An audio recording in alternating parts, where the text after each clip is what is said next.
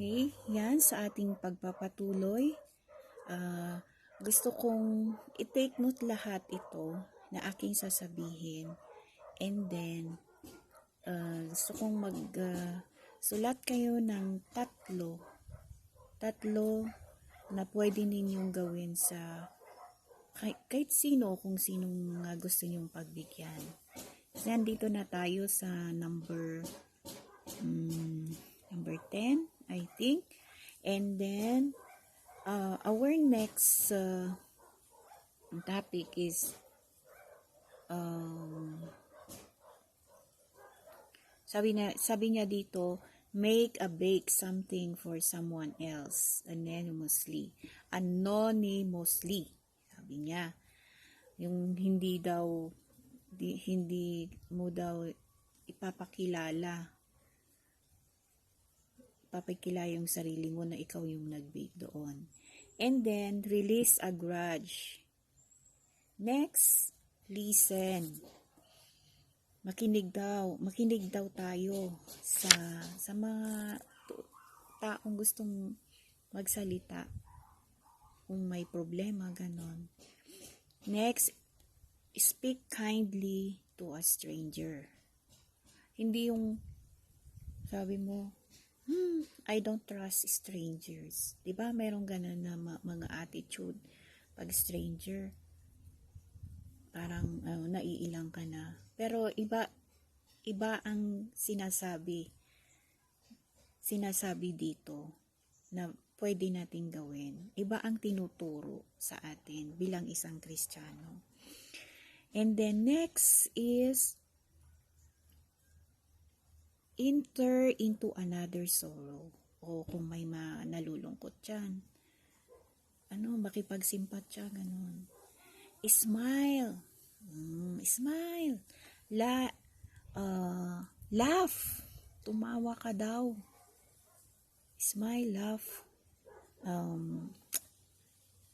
Laugh a little more, sabi niya. And then, take a walk with a friend. Pwede rin kayong mag-jogging minsan, ganun. Kneel down and pat a dog. And sino tong mahilig sa aso? Yun daw. Kneel down and pat a dog. Ano ba ibig sabihin? Read a poem or two to your mate or a friend. Listen your demands on others. Lessen your demand on others. Hindi yung masyado kang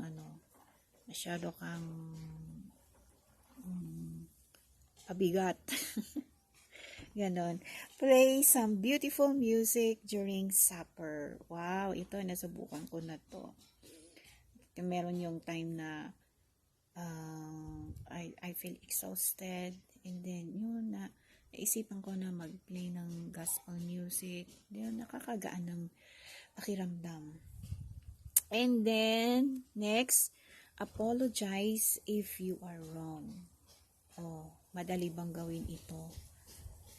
Sa palagay ninyo, yung mag-apologize ka. Diba? Okay, next is, talk together without television. Hindi yung nakaplay yung television o kaya yung cellphone, nakatingin ka sa cellphone, tapos ikipag-usap ka, diba? Walang yun.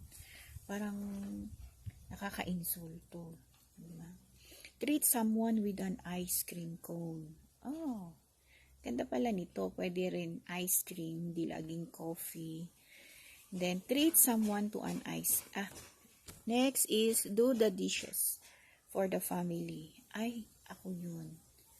Bait ko, no? Lagi akong naghuhugas ng plato.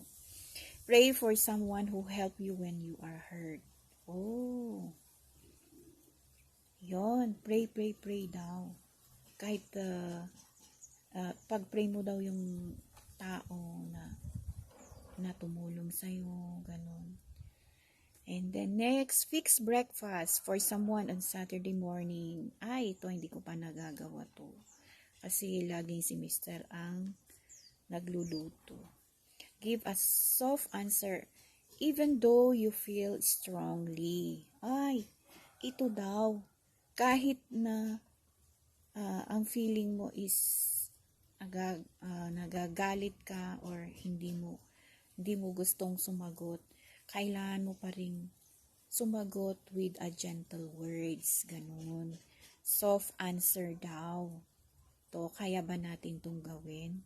Kahit nagagalit ka, gusto mong bumulyaw, pero you are able to control your emotions. Di ba? Yan. Ganda. Alright.